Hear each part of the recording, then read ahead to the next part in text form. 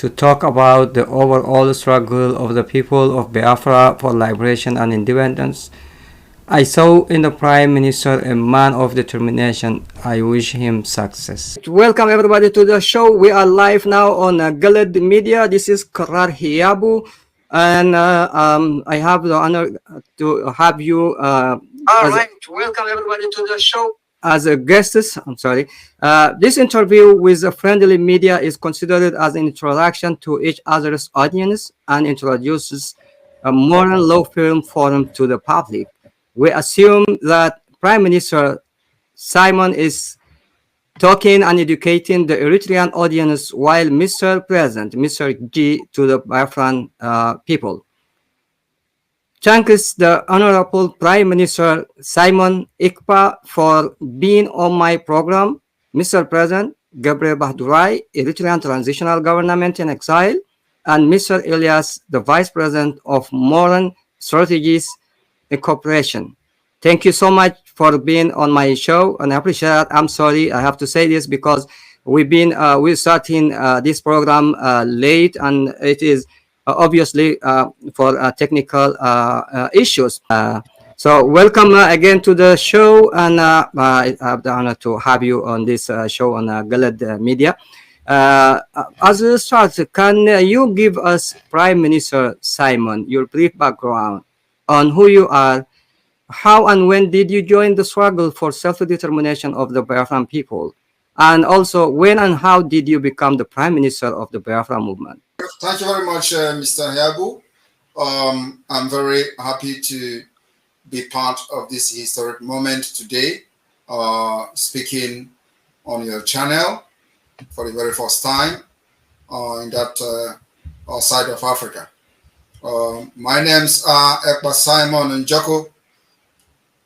I am a Biafran, and I joined the liberation of independent state of Biafra in 2019.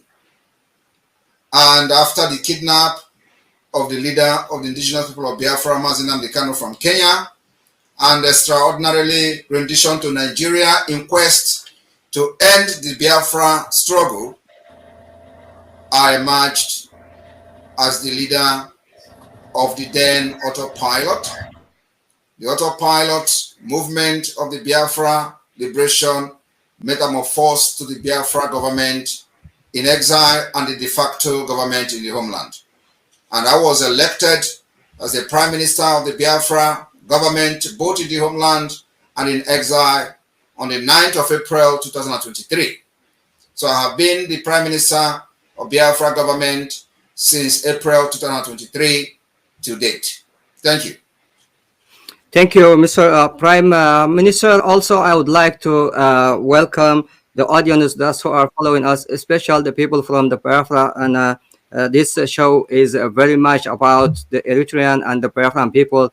And I think they have a lot of stuff, things related, So we are on the same struggle.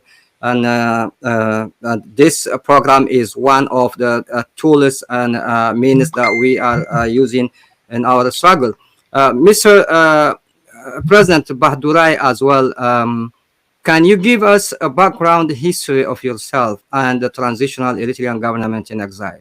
Great. Primarily, I think I want to thank you, Mr. Hiabu, for having us here. And I also want to give the Prime Minister, Simon Akba, so do Mr. Elias for being here with us. This is only the beginning of so many to come. So I think we are very happy to be here together. My name is Gabriel Bahdurai, and I am the founder and also the president of the Transitional Eritrean Government in Exile. For so many years, yes, since even young age, I was one of the early victims of Exodus. That was 1977, since the time, if not only one time, for 30 years, because of the existing government. I couldn't even visit my family. I couldn't be back home, where I was even welcomed 2 weeks ago to go to Ethiopia. Therefore, we decided, after so many struggle, through the political parties and many different waves of people's movement in other sense. So I didn't see much to work.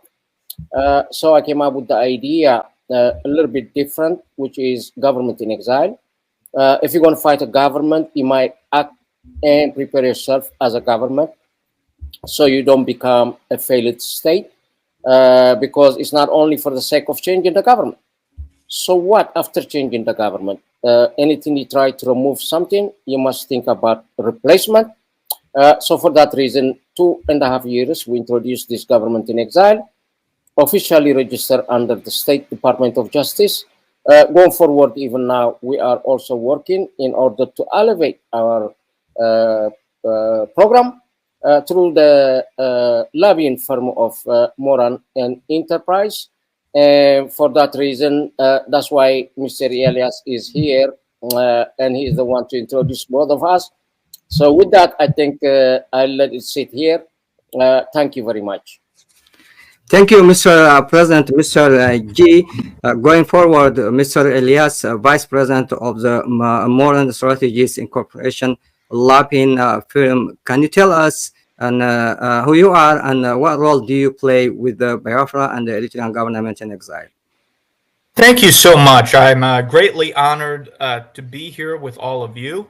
As noted, I am a lobbyist with Moran Global Strategies, which is a lobbying firm founded by my good friend and colleague, James Moran, who served as a member of Congress representing Virginia for about a quarter of a century. Our firm has a great specialty in representing foreign clientele, whether it be foreign governments, foreign political parties, or corporations, amongst other clients, which include defense companies and a wide variety of causes. Our firm represents both the Biafra Republic government in exile. We also represent the Eritrean government in exile and the transitional president of Eritrea, BRGIE. And these are not only clients, but also good and dear friends as well. And our firm, because we represent both clients, we brought both these Biafran causes and Eritrean causes together because it's always beneficial to see if there's mutual synergy between clients. To give you a layman's perspective, if you will, of what is lobbying at a granular level, which I think will be helpful for your audience. Similar to, I think the best analogy, which I think will make this lobbying, which oftentimes can be overly complicated, in a very simple, practical, and easy to understand way, is similar to how people hire accountants to do their taxes, or people hire lawyers to navigate the legal process. People hire lobbyists to navigate the political process and to influence public policy.